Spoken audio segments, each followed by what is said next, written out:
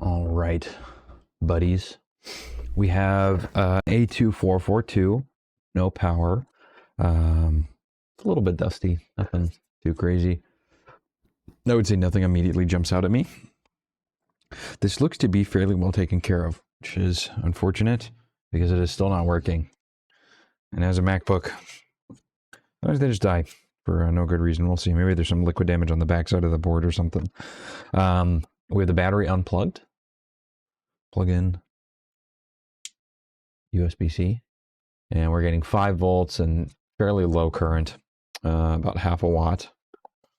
Let's check our PP bus voltage. On some fuses right here. These guys right there, they're green. Go for a nice PP bus short. We got 1 volt on the PP bus, which is quite low. Unplug power. Let's see if we have a, let's see if we just have a, that's maybe a little bit too high to have a short on PP bus, but perhaps 3V8 or 3V3 AON, I would suspect. Let's see what we get on here. That's pretty low. Something's going to be pulling that down. So we'll probably just end up injecting voltage into a PP bus and see what's going on. After my last few board repairs, this is nice. This is like a good treat. We love a good main short circuit. This is quick and simple. I'm going to take this board out and then we'll fix it. We'll be right back. Okay. So we're just looking at this with a thermal imager first. It's drawing like half a watt. See, I'm like pretending like I didn't already look at this a second. So we're plugging in, you know, here. And we see here that our CD3217 on the other side of the board is getting hot. It is not supposed to do that. What we could probably also see, so right, we get like 5 volts, 0.07 on these ports on this side. And if we plug it, so like if you didn't have a thermal camera, this one's probably doing something different. And that's a pretty good indication that you have a bad USB controller. The thermal imager just makes it a little bit easy. Like if you're plugging in on one type C controller and another one is getting warm. So we can see we just get 0 volts here. You know what? I just had another A20. I think this one actually looks like kind of burnt. Looks like some crap got on here at some point. I just had this other one though that just had like a short on. It was this line and it was also doing 0 volts. I think it was this. Oh, in this case now it's like fine. Perhaps this. Let me double check actually. What am I looking at here? Let's flip this around. This. It was that lowest diode. Yeah, so it was this on this other one. Video to be made. So yeah, I think bad USB controller. Does this have a hole burnt in it? Oh yeah. Oh yeah. That's a pretty dead giveaway that your CD32 is bad as if it has a hole burnt through it. I would bet that our resistance on PP bus will climb up when this chip comes off. These are locationally paired, so I'll need to pull another CD3217 B12 from another A2442 motherboard in the same exact spot. Wow, yeah, that got toasty. I haven't seen one of these with a hole burned through them yet. That's new. So yeah, this would be also a pretty dead giveaway that your USB controller's bad. Let's remove it. And then I'll dig. I think I do have a secondary donor board I can pull this from. Actually might, I'm not entirely sure. I think you might be able to pull these from the 16-inch boards too, just as long as it's from like the same spot, because they have the same general layout, like where the MagSafe is, and then the other ones. I have a couple 16-inch donor boards, but I believe I do have 2 14-inch ones.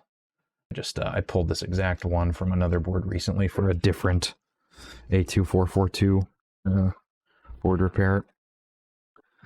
Okay, just getting gloves on. Got my hot air ready. Turn my fume extractor on. We'll get some thermal paste. Not thermal paste, flux. Embarrassing. Put that on there. Get some tweezers. pull this buddy off. Really, in this case, you could have just got it through visual inspection. I have the fancy thermal camera, so I do tend to use it because it can very often save a lot of time.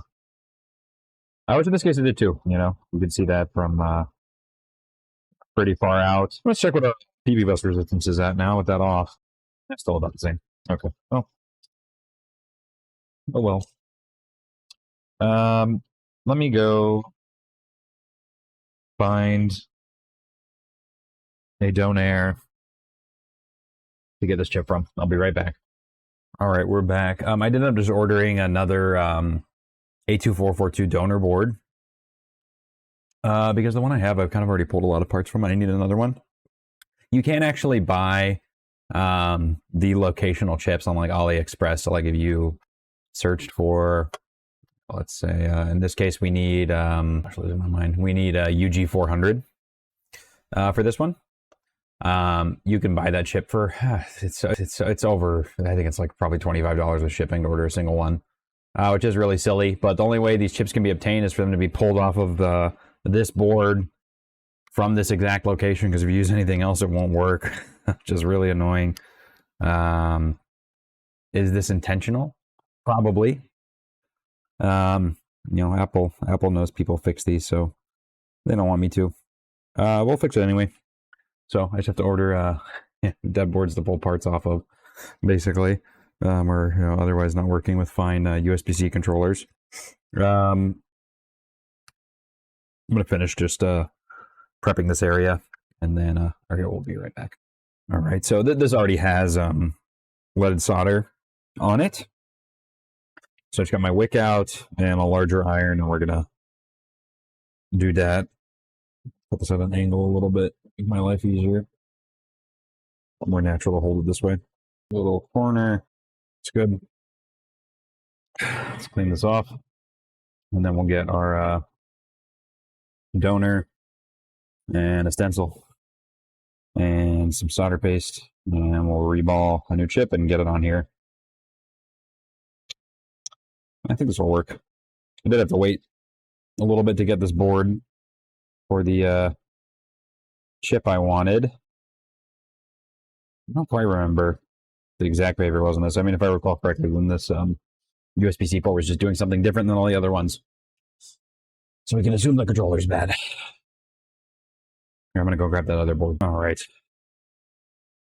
Underfill the ROM.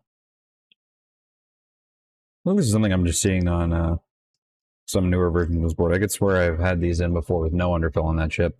Maybe Apple's just doing that on some of these slightly newer manufactured boards. Well, here we got our hot air at 430, max airflow. If you don't have a quick 861 DW, then those numbers might be irrelevant. Different hot air stations are different. There's donor aside. Get a stencil that I have somewhere. I blade. Some solder paste. Let's go ahead and just prep this. Actually, let's get this ready.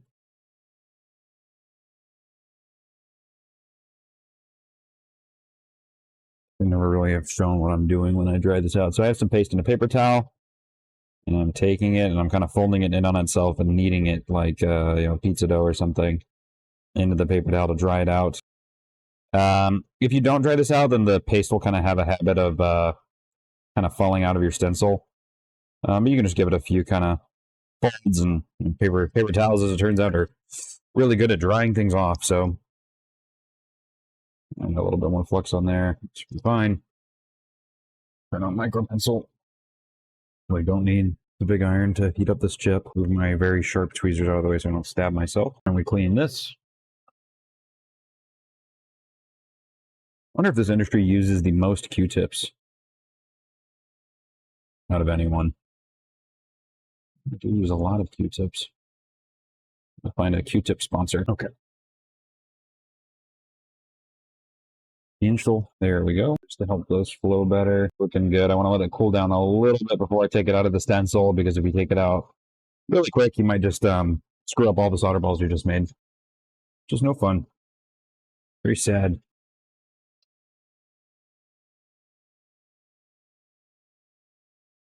Very good. There's like a little bit of what's there. Always, always inspect your balls before you put them anywhere. Okay. Get our patient board. Where was I? Got it.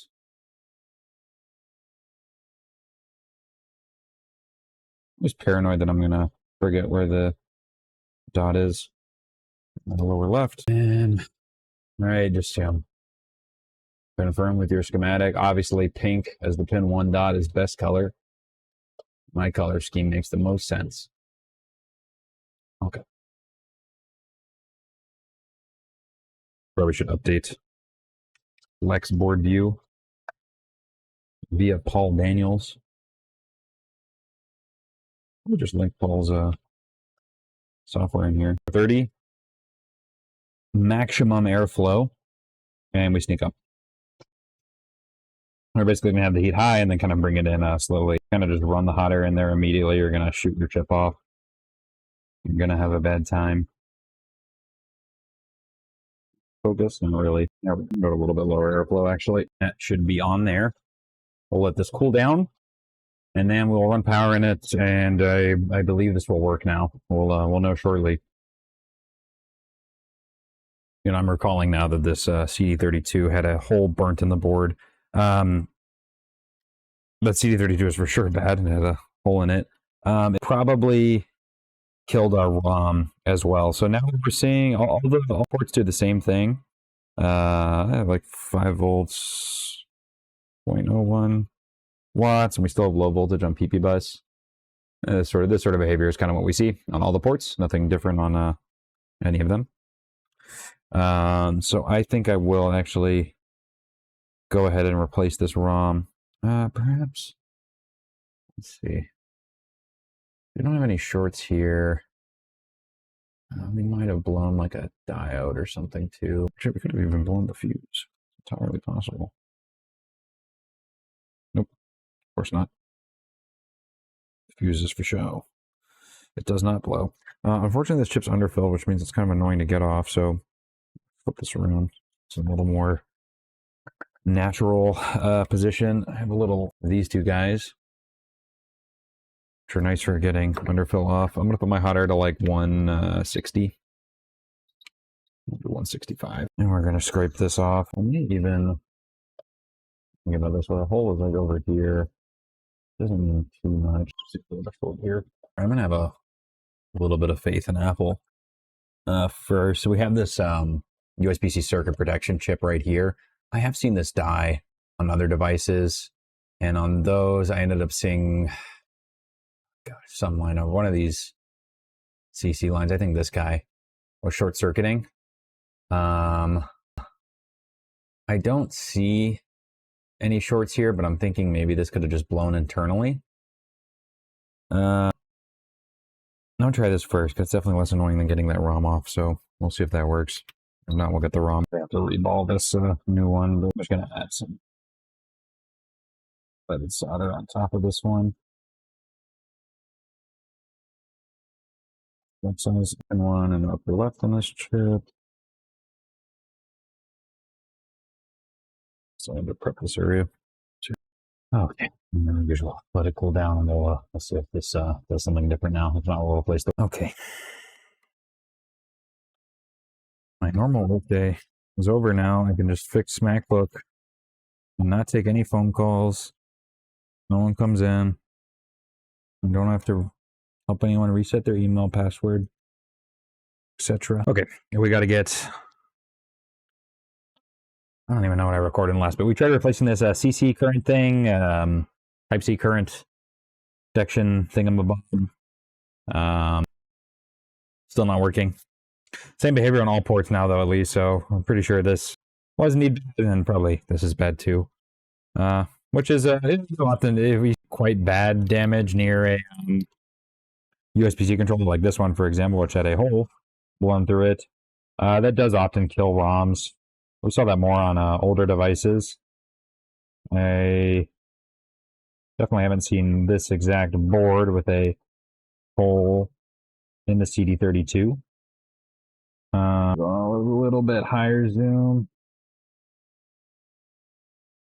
On focus.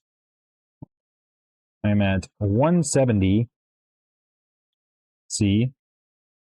I tried 160 and this kind of still felt pretty rigid. I got like aggro underfill on this. But really, I just want to separate the perimeter of this, and then I'll probably heat it and actually just use the scalpel to kind of dig under it. Pull it up. And what I'm doing, so I don't dig into the board, is I have the blade pointed up as I'm going here. I was showing those little, like this guy before. Honestly, it is just kind of too dull. I'm just using a scalpel blade. Works better. At least on this underfill, on this chip, on this board. Okay, and now I'm going to kind of point this in a way I can get the scalpel under it a bit easier. So I'm going to turn it this way. So I'm right-handed. I'm going to hold the hot air in kind of a weird, wonky way to get under this. I'm just going to do like 345 in this case. Just because I'll probably be pointing the heat a little bit longer. And at the higher heat, this underfill is going to come off a lot easier now, since you don't want to obviously be doing like constant heat around everything over here as you're doing this. Let's see, solder balls are squirting out from this, and now I lift it, and I'll just get that sucker off. This one here is really quite nice for kind of flattening out the area around there. It's pretty warm right now, so I can just kind of swoop it back down to a lower temperature. We're gonna go to like I'll go to 210. That should be good to put our new chip on. Freshen up the solder. A little freshy. And then on my donor, I think I'm just going to kind of go straight up 340 and pull it off because I'm patient. You know, all the surface components around it, I don't care about knocking on my donor board because it's for parts, not for working MacBook. Donor board. Yeah. Move the patient over. These have always been under, maybe these have just always been underfilled and I just didn't really notice it until some time ago. To frivolously knock things off my donor though. Maybe I'll have some other board in here with this area of liquid damage or something, and I'll want all these parts where they're supposed to be. Okay, that should be fine. Again, it's just kind of like disconnecting the underfill from the area around it. I actually need to clean the fill from the chip as well. This has kind of a thin layer on the whole bottom. Okay. So what I'm going to do on this is I'm going to go back to kind of that, like I'm going to go a little bit higher, maybe 250. I don't have to worry about melting solder on other stuff. I just have the chip here on a plate. I'm going to kind of be scraping this while applying heat with very low airflow. I'm going to go to like 20, do 15. So 250C, 15 airflow. Higher attempt. Do 300. At 15 airflow. So if I was at a higher airflow, I would just be kind of knocking this about. Oh, just like that. Okay, I got to keep some pressure on it with the tool. I'm slowly sawing off the glue that is on the bottom of this chip. Lip it. Oh, I'm just going to clean it with a Q-tip. You can see why I went and just replaced that USB circuit chip first before doing this because it's annoying. And I don't like to do this. But that's okay. We'll do it anyway. Where did we shoot this to? Filling my table's butt crack. Get back here. That looks fine. I'm gonna get that little corner. Let me actually just do something else here. That's good and flat. Move that aside and get my patient board back here. Have new solder on the board. Okay, and I got this the other way. So my pin one's going to be in my upper left. Going back to 430. I'm just going to lower airflow like 70. Okay. And the usual, let it cool down. I'll see if it works, etc., etc., etc. Clean it off while it's warm. Okay, we'll be right back. Okay, so once again, same behavior. I don't think our issues around that controller. Controller was bad. Now we have the same behavior on the ports, and our PV bus AON's at 1 volt. There's no short on that, or 3V8 AON, or anything like that. I'm thinking ISL issue. I can see we're not getting like our 3V8 power enable out here, or really any other outputs from it. But we're getting our input voltage here. So I'm thinking possibly this. I have my donor here. I'm going to pull that chip off and rebump it, basically. Or I don't have my multimeter up, but basically, we can see our inputs here, and we're not getting anything out from the chip. Charger failed in a pretty violent way. Might have killed our charging IC. We'll try that, see what happens. Don't really have any other sort of visual cues here, but we'll give this a go. It fails often enough that it might be our issue. And I don't see any shorts, and there's no thermal signaling, so try that, see what happens. Might work.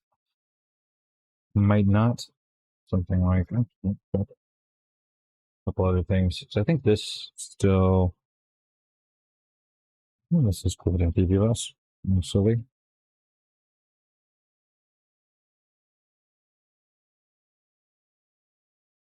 Also another proprietary chip that is like $20 a piece. This is also why I like to get donor boards, because I probably get at least, what, $100 in value just from chips with ISL and the 4 USB-C controllers. And then you have a bunch of other surface mount components that you can use in other stuff. It is more annoying to pull the chip off and reball it rather than to buy it, but that's how it would be. The Apple will get sued, and I can buy these for $5 like I should be able to outside of the US. Oh, probably not. Okay. Now I'll pull this chip off again from donor board. The old inner cell charging IC. Apple loves these. They love them. Don't like fuses. The chip's the fuse. I guess like for Apple, like they don't fix the board, so make the chip the fuse. Fuck it, right? We're not gonna fix it. Why would we make it easier for something we're not gonna do? 360 with the chip, nice. Okay.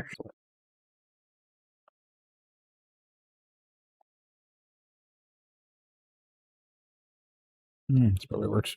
I wonder if there's a dedicated thingy on here for an ISL. I think right here. Yeah.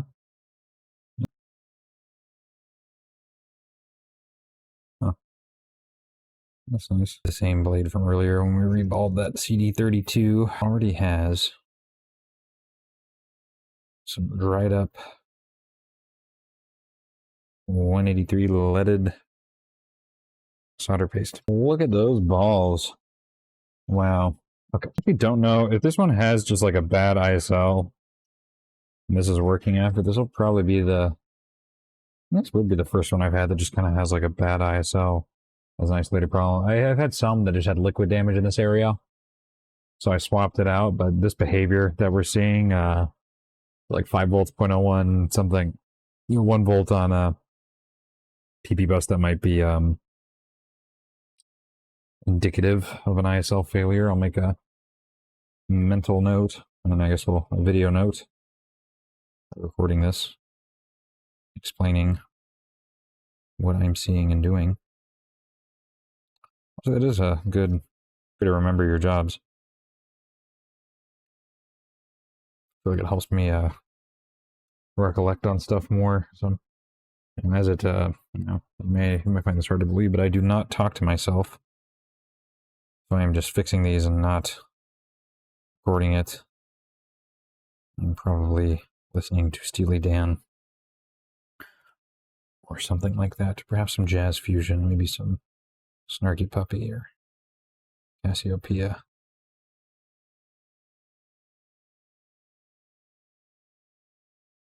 But since I'm almost 30, I'm now obligated to listen to Steely Dan.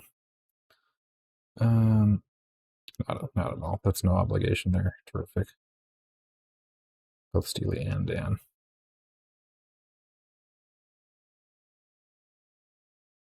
Okay, pin 1. Lower left. Already got that thing ready with the roly-poly. Okay, we let it cool off and we check. You know. This just kind of started drawing a different current as I was going around measuring stuff, and I think I see what our problem is. So, well, just thermal camera. That's not supposed to do that, right? Bad. So we're just getting low voltage on PP bus. I could not find anything short-circuiting. I think just as I've been running power with this for a while, this chip eventually just failed in a more violent way. But I was basically following back. Our initial problem was just over here, but I had replaced the ISL. I thought maybe there's something going on here with this transistor. I didn't really see anything weird there. Follow this back, these resistors are fine. I go, okay, so, all right, we're getting our 5 volts here. And then I was looking just at this here, kind of following our 5 volt in. And then I actually think at about this point, by the time I looked at this, my wattage has gotten a lot higher, and I saw we were drawing 0.3 amps now. So I took out the thermal camera and I saw this failing. I guess since the last clip, I was just kind of going around measuring things, looking for a short. We had 1 volt on PP bus. Something's pulling down that voltage, or I guess more or less causing it not to be created. And it would have been earlier than that because we didn't have anything, any other AON rail shorted. So, and in this case, we have this fella right here, and I think we can see right about there. There's just a little bit of crap under the chip, and that's probably what did it in.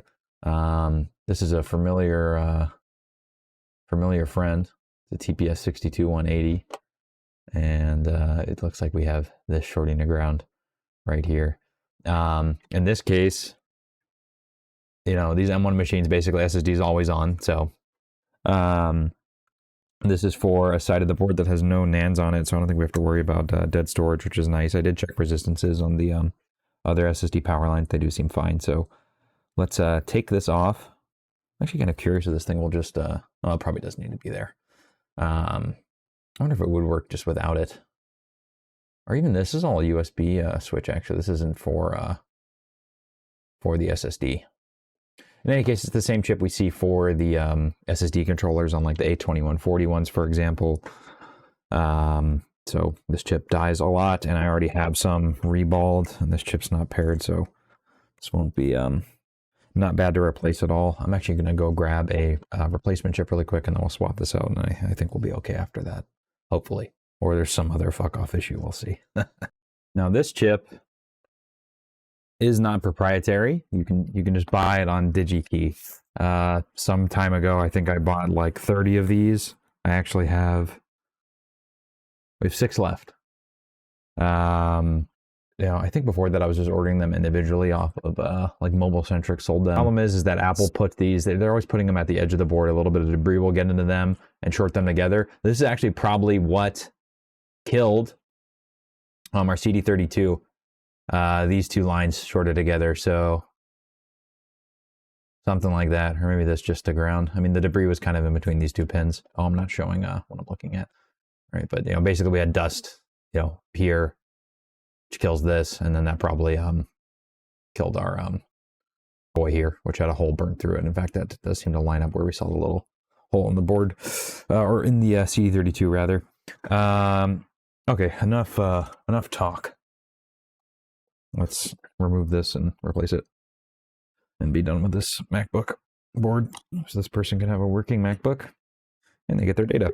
They went to the Apple store and the Apple store said, you need a new computer and your data is dead.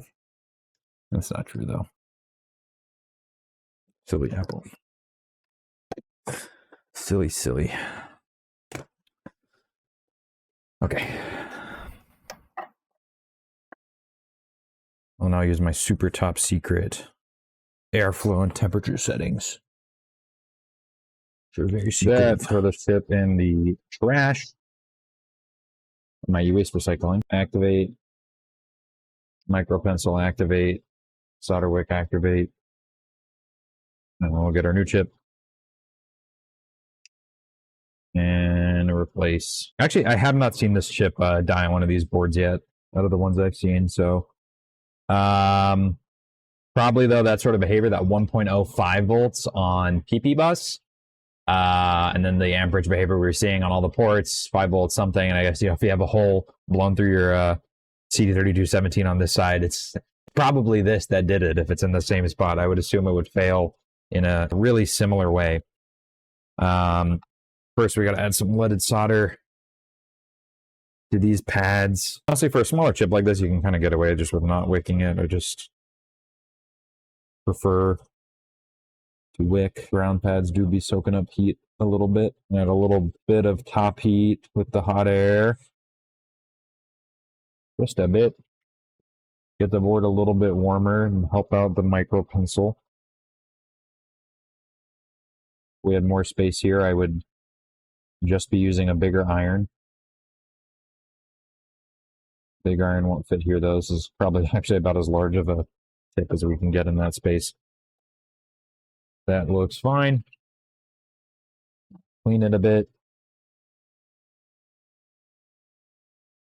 Use some new flux.